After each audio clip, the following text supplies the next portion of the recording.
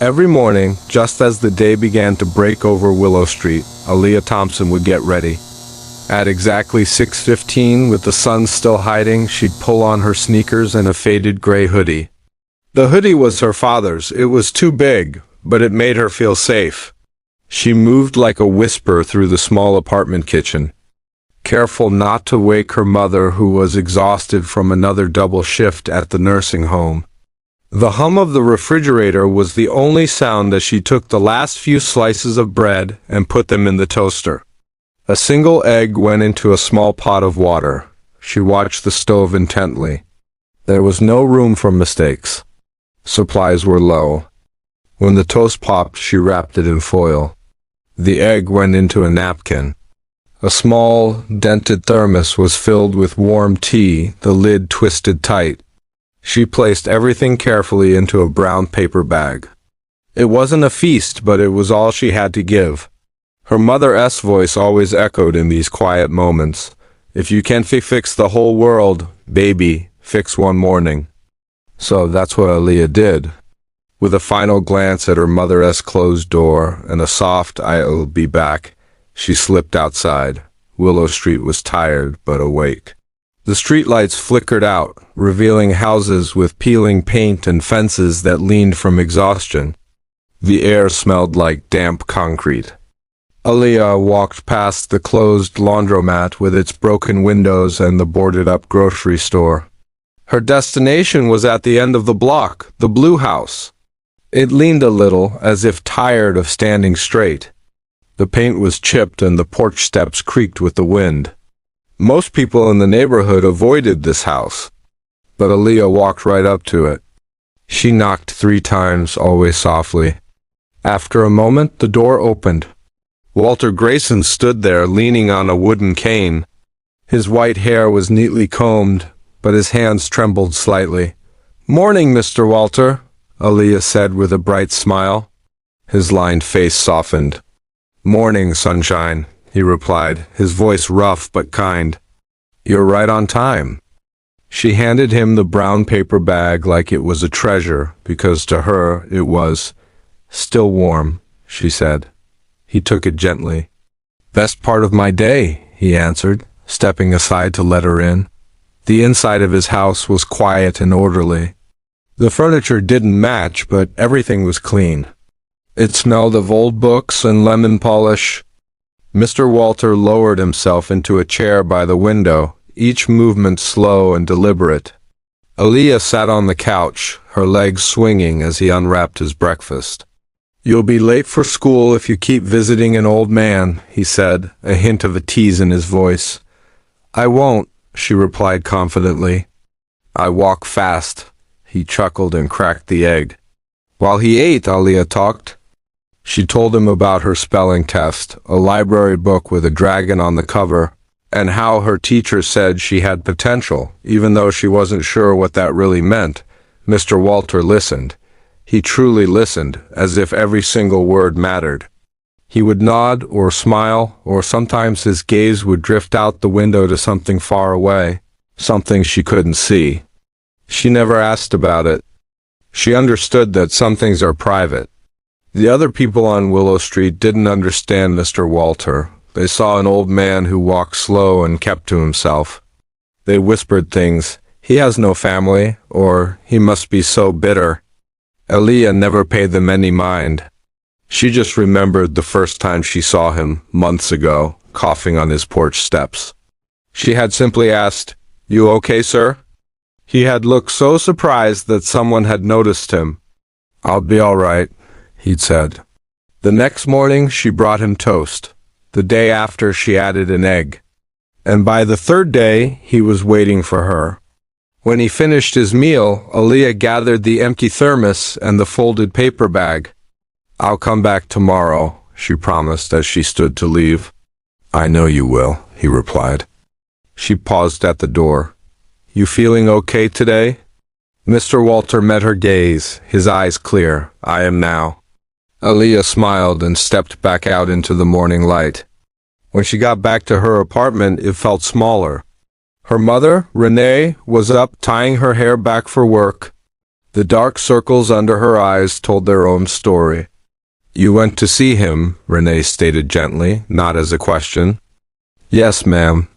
Renee watched her daughter for a long moment, a mix of worry and pride in her eyes. She worried about how cruel the world could be to a soft-hearted girl. But she also knew that her daughter's kindness wasn't a weakness.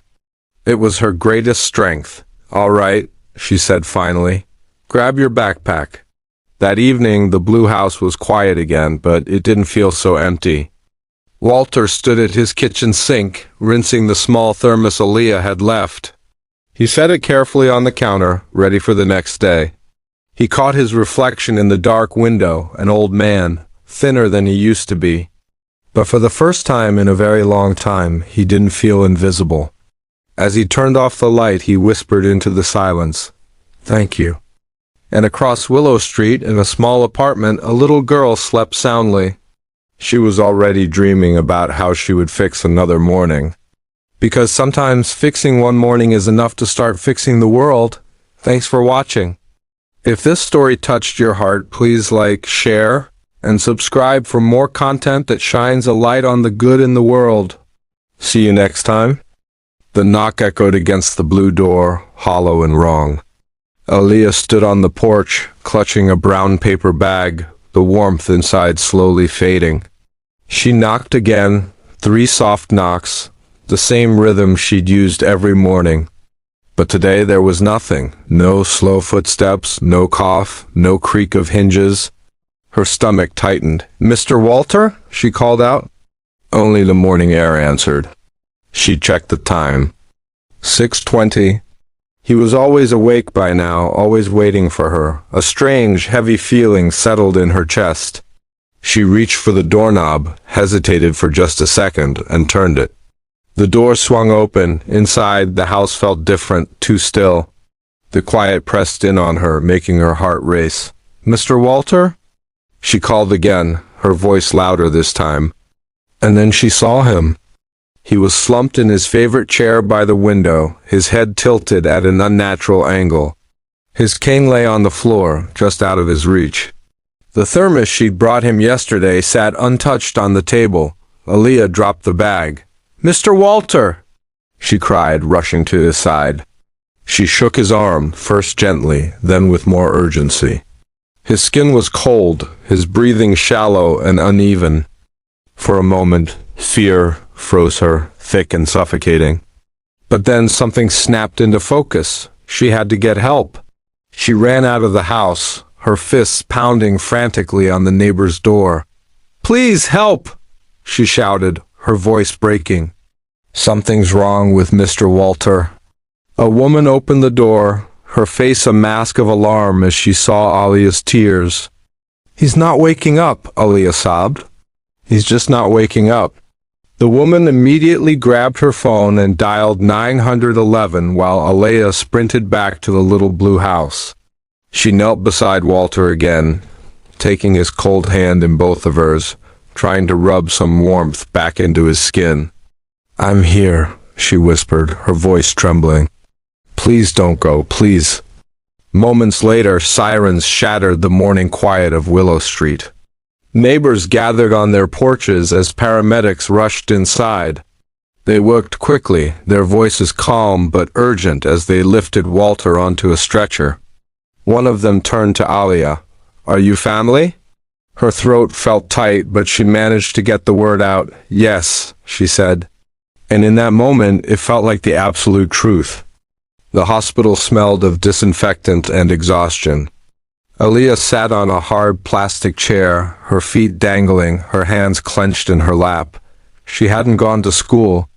She couldn't think about anything except the image of Walter, so still in that chair. When her mother arrived, still in her nursing uniform, Aaliyah ran straight into her arms. "I thought he was gone," she cried. Her mother Renee held her tight, whispering words of comfort even as fear tugged at her own heart. She knew her daughter visited the old man, but she never realized how deep their bond had become. Hours crept by like years. Doctors moved in and out. Machines beeped a steady rhythm. Finally, a doctor approached them. "He's stable," he said gently. He was severely dehydrated and exhausted. If he'd been alone much longer. He didn't have to finish the sentence. They all knew. Aaliyah let out a breath she hadn't even realized she was holding. Later that evening they were allowed to see him. Walter lay in the hospital bed looking smaller, thinner, with an oxygen tube under his nose. His eyes fluttered open, unfocused at first. Then they found Aaliyah. "You came," he whispered, his voice raspy. Tears spilled down her cheeks. "Of course I came." He tried to smile, a weak effort. "I'm sorry," he said. "For what?" she asked, holding his hand. "For worrying you." She just shook her head. "Don't ever do that again."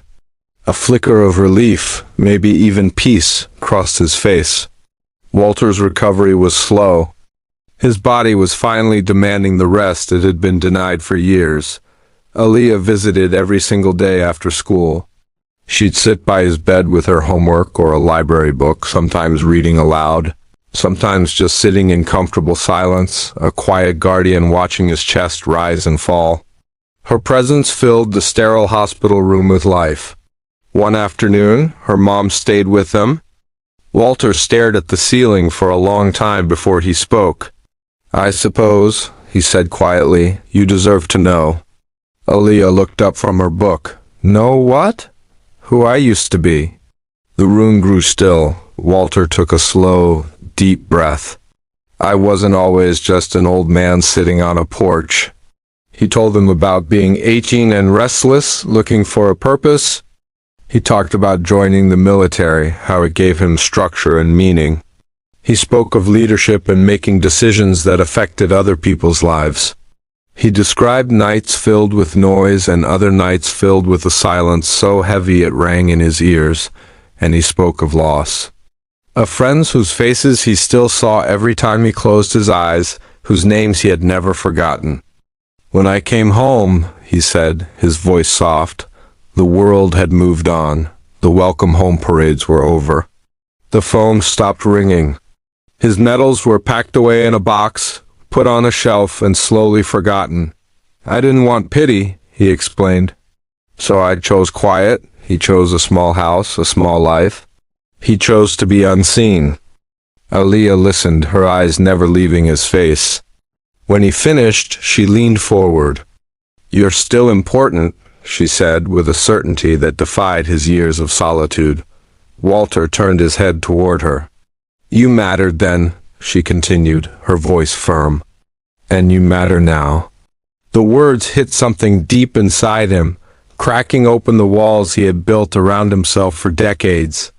Tears slipped down his weathered cheeks, unashamed. For the first time in so long, the silence was broken. When Walter was finally discharged, Willow Street looked the same, but for him, everything felt different. Aaliyah walked him home, her hand steadying his arm. He sat down on his porch again, breathing in the familiar air. "I don't know how to thank you," he said, his voice thick with emotion. Aaliyah just smiled. "You don't have to," she replied. "Just stay." Walter nodded. And for the first time in a very long while, he believed that being seen, truly seen, was a risk worth taking. Life was slowly returning to its rhythm on Willow Street. The mornings came quietly again, bringing a sense of peace that had been missing for too long. In Aaliyah's kitchen, the familiar whistle of the kettle filled the air, a comforting sound that signaled the start of a new day. She folded the paper bag with practiced hands. The crinkle of the paper, a small, reassuring noise in the quiet apartment. The walk down the cracked sidewalk felt familiar, a path she had trod countless times, each step a return to normalcy. Walter Grayson was back in his chair by the window. He was thinner, a visible reminder of the ordeal he had endured. But there was a new strength in his eyes, a resilience that hadn't been there before. He was stronger in the ways that truly mattered. Aaliyah still knocked 3 times, a small ritual they had established. And every morning, like clockwork, the door would open. "Morning, sunshine," Walter would say, his voice a little steadier each day. "Morning, Mr. Walter," she would reply, a smile touching her lips. Sometimes, after he finished his breakfast, he would walk her halfway down the block. He leaned on his cane, his steps careful but filled with a quiet pride. The simple act of walking beside her was a victory. The neighbors on Willow Street, who had once looked away, now offered polite nods. Some even managed to smile. It was a subtle shift, but it meant the world. It felt like the hard part was finally over, like they had weathered the storm and reached calmer seas. Aaliyah truly believed that. She clung to that belief, that sense of peace, until the knock came. It happened on a late afternoon, the kind where the sun casts long shadows and the world seems to slow down. Aaliyah was at the small kitchen table, her head bent over her homework, the soft scratch of her pencil the only sound she made.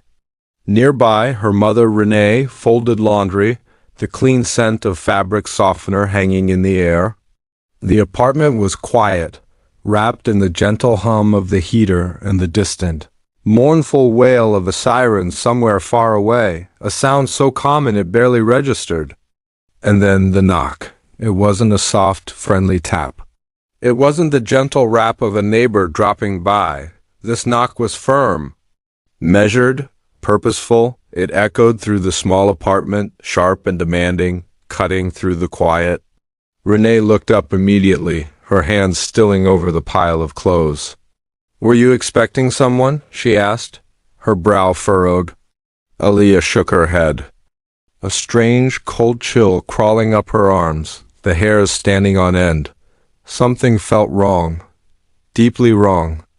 Renee wiped her hands on a dish towel and walked to the door, her steps hesitant. Aaliyah followed, a silent shadow, stopping just behind her mother, her heart beginning a frantic rhythm against her ribs. When Renee opened the door, the world seemed to shrink. The hallway outside compressing into a single, terrifying frame. Two men stood there. They were in full military dress uniform, the fabric crisp, the lines severe. Their posture was ramrod straight, their faces solemn and unreadable. A collection of medals adorned their chests, catching the dim hallway light in a way that made them glitter ominously. Aaliyah's breath caught in her throat. The sight of them, so official, so out of place, sent a fresh wave of ice through her veins. This wasn't a social call. This wasn't good news, yes? Renee asked, her voice cautious, betraying the fear that was now plain on her face. One of the men spoke, his voice deep and formal, devoid of any warmth. "Is this the residence of Aaliyah Thompson?" Aaliyah froze. Every muscle in her body locked. Why were they asking for her? Renee's hand found hers, her fingers cold but gripping tight, an instinctual protective gesture. "Yes," Renee said, her voice trembling slightly. "I'm her mother. What is this about?" The question hung in the air, heavy and terrifying as Aaliyah's world, so carefully pieced back together, began to shatter all over again. Two police officers stood at the door, their uniforms crisp and serious. They exchanged a brief look. "We're here regarding a man named Walter Grayson." Aaliyah's breath caught in her throat. For a split second, the world tilted, and her mind raced back to hospital rooms, the hum of machines and hushed conversations, back to a fear she thought she had finally left behind. "Is he—" she began, but the words wouldn't come out. The officer's expression softened just a little. "Mr. Grayson is alive," he said quickly, "and safe." Aaliyah exhaled, a wave of relief so strong her knees felt weak. "May we come in?" the second officer asked. They sat at the small kitchen table, their large presence making the room feel even smaller. Aaliyah perched on her chair, her feet barely touching the floor, her hands folded tightly in her lap. "We've been trying to locate Walter Grayson for several years," the first officer explained. "Recent military record reviews brought his file back to our attention." Aaliyah's mom, Renee, leaned forward. "What file?" Aaliyah asked softly. The officer glanced at her. "His service record." He spoke of decades-old paperwork, of lost files and simple clerical errors. He spoke of commendations that had never been properly delivered. Walter Grayson was not just a soldier, he said, his voice firm. He was a highly decorated officer. Aaliyah looked at her mother, then back at the men. He never said that. He rarely did, the officer replied. They explained that during a mission long ago, a lifetime ago, Walter had led his unit through a brutal ambush. He held his position under heavy fire, allowing others to escape. He refused to be evacuated until every single man under his command was safe. Several lives were saved that day because of him. But due to administrative failures, the officer continued, his commendation was never formally presented. Renee covered her mouth with her hand, her eyes wide. Aaliyah's heart pounded in her chest. She thought of the quiet man on the porch, the one with the gentle voice and the trembling hands. She thought of his worn-out shoes and the faraway look in his eyes. How could this be the same man? It took time, the officer said, a lot of time, but the record was finally corrected. And now? Renee asked, her voice a whisper. Now, the officer replied, a sense of purpose in his tone, we intend to formally recognize his service. The room fell silent. You could have heard a pin drop. Aaliyah swallowed hard. Why are you telling us this? The officer met her gaze directly. Because when we finally located Mr. Grayson, we learned something else. He paused, letting the weight of his next words settle, that he had no listed next of kin. Aaliyah's chest tightened. No family, no one. But everyone we spoke to in the neighborhood said the same thing, he continued. They said that if it weren't for a young girl bringing him breakfast every single morning, he might not be here today. Renee turned to Aaliyah, her eyes shining with tears. You? She whispered, her voice filled with a mix of shock and immense pride. Aaliyah shook her head slightly, feeling completely overwhelmed. He needed food. The officer smiled gently, a warm, genuine smile. Sometimes, he said, that's more than enough. They explained their plan. A full recognition ceremony would be held right there at the community center, full military honors. The medals he had earned finally presented after all these years. We would like you both to attend, the officer said, looking from Renee to Aaliyah. And if Mr. Grayson agrees, we would like Aaliyah to be there as our guest of honor? Aaliyah's mouth opened, but no words came out. Guest of honor? Her? For bringing a man some breakfast? It didn't make any sense. We'll speak to Mr. Grayson ourselves, of course, the officer added. But we wanted you to know first.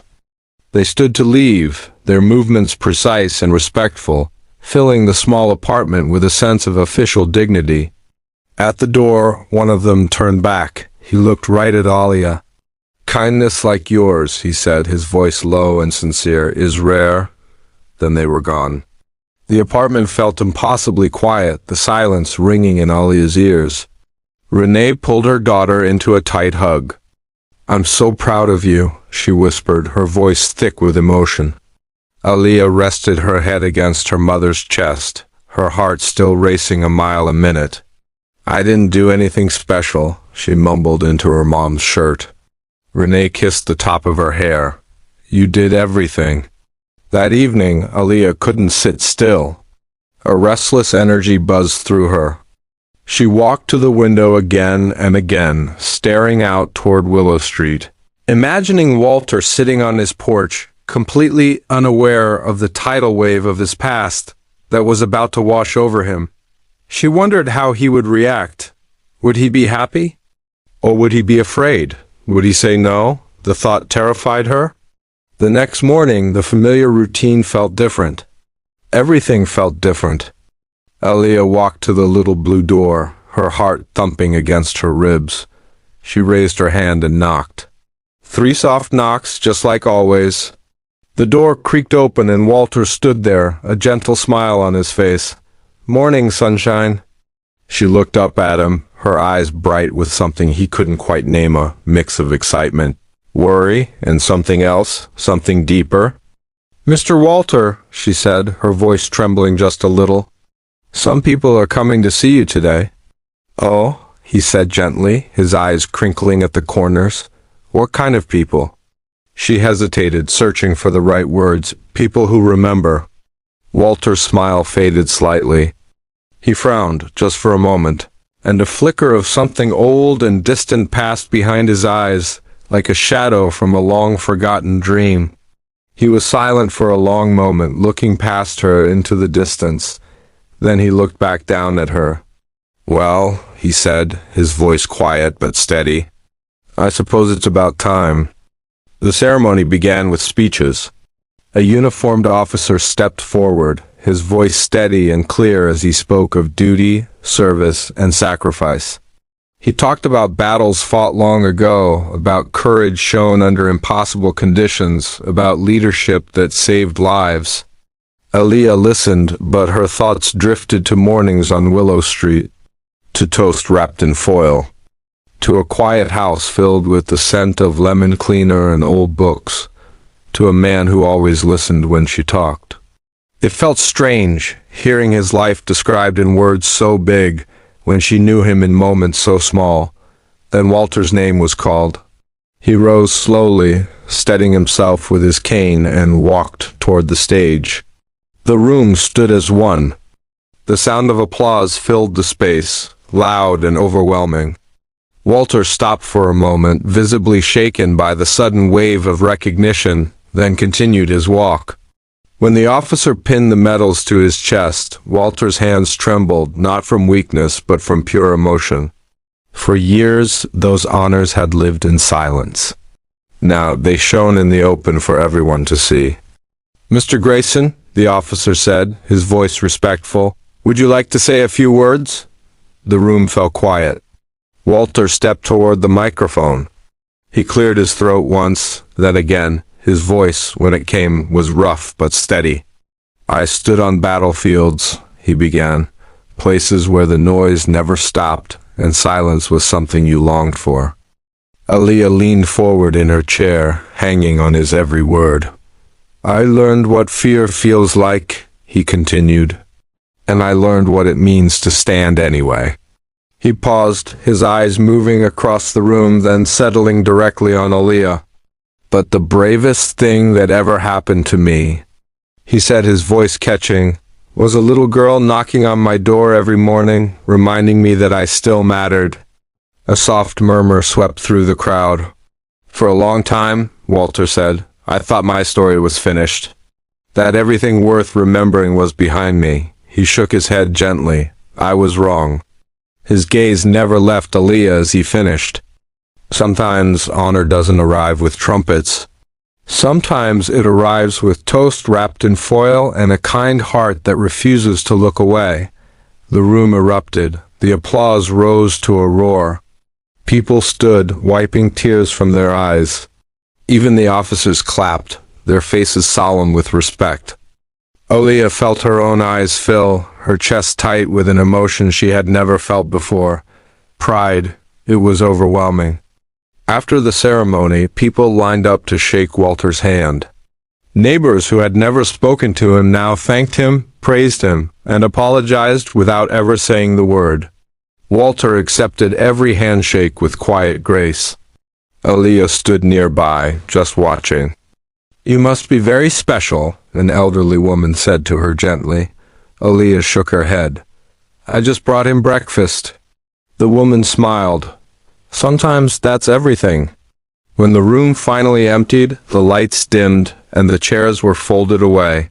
Walter sat on the edge of the stage, exhausted but fulfilled. Aaliyah approached him quietly. "Are you okay, Mr. Walter?" He nodded. "I think I am." He looked down at the medals on his chest, then back at her. "These belong to you as much as they belong to me," he said.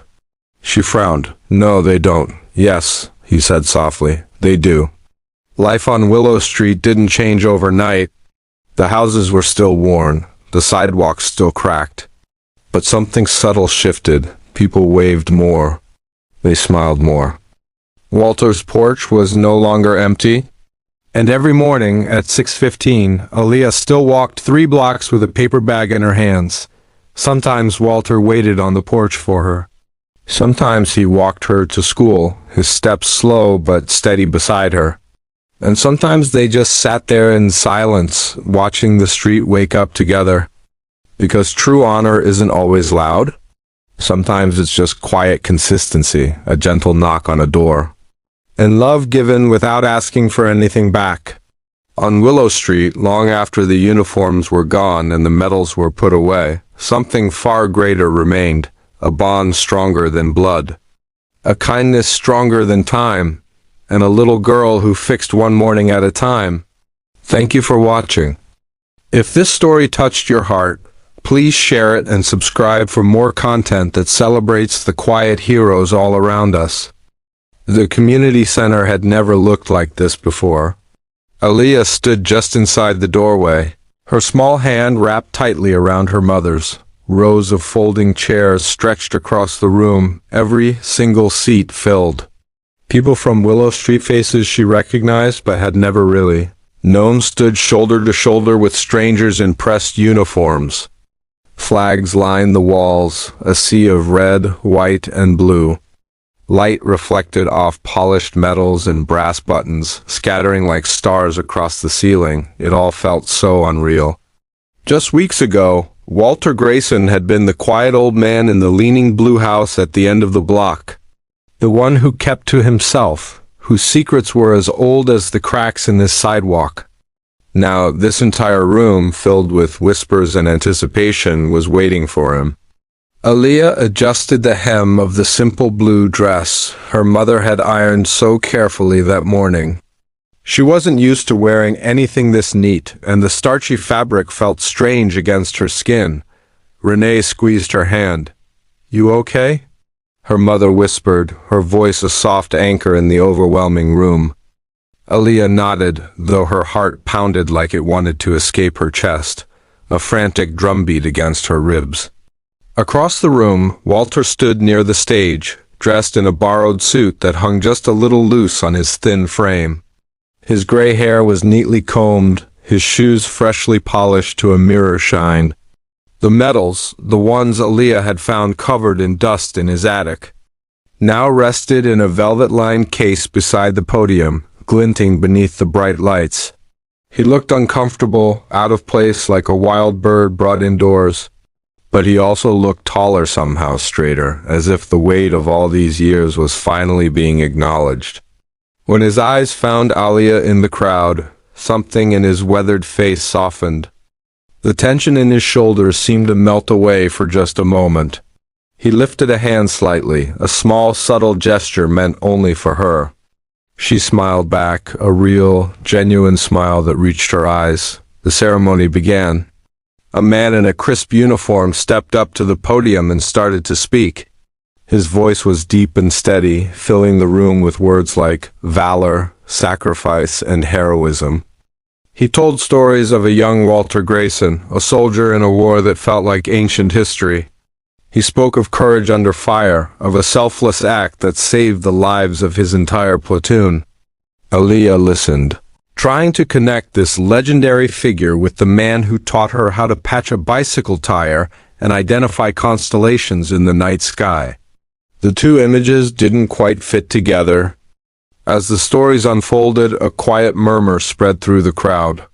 Neighbors exchanged surprised glances. Mrs. Gable from 2 doors down, who always complained about Walter's overgrown lawn, dabbed at her eyes with a tissue. Mr. Henderson, the mailman, shook his head in disbelief. They were all seeing him for the first time, just like she had. When it was Walter's turn to speak, he walked slowly to the podium. He cleared his throat, the sound echoing in the silent room.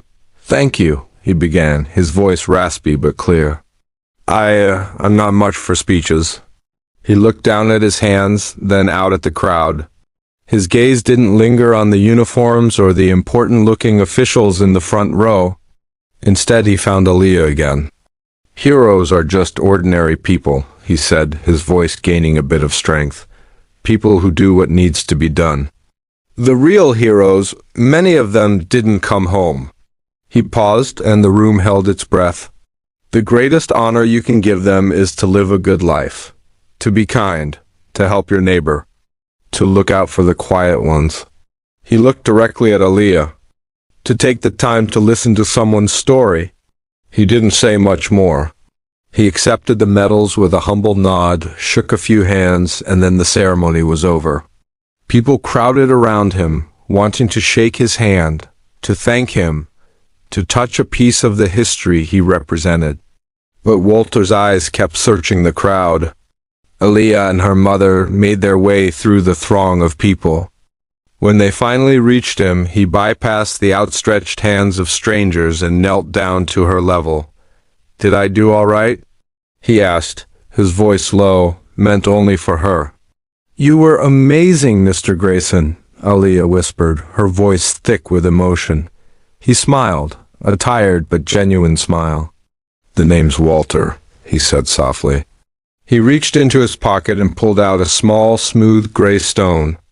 Just like the ones they used to skip at Miller's Pond, he pressed it into her palm. "For my good luck charm?" he winked. In his other hand he held the heavy, ornate medals. But Aaliyah knew, looking at the simple stone in her hand, which one he truly valued. As they walked home, the streetlights of Willow Street flickered on one by one, casting a warm, familiar glow. The world hadn't changed. The houses were the same, the trees were the same, but everything felt different. Aaliyah held the small stone tightly in her hand. The ceremony, with its flags and uniforms, had been about what happened long ago. But this stone, this quiet moment, this was about what remained. A friendship that had bridged generations and uncovered the hero hidden in plain sight. Walter Grayson was no longer just the old man at the end of the block. He was Walter, he was a friend, and his story, once buried in dust, was now a part of her own. She looked up at her mother, who was smiling down at her, and squeezed her hand. She was home.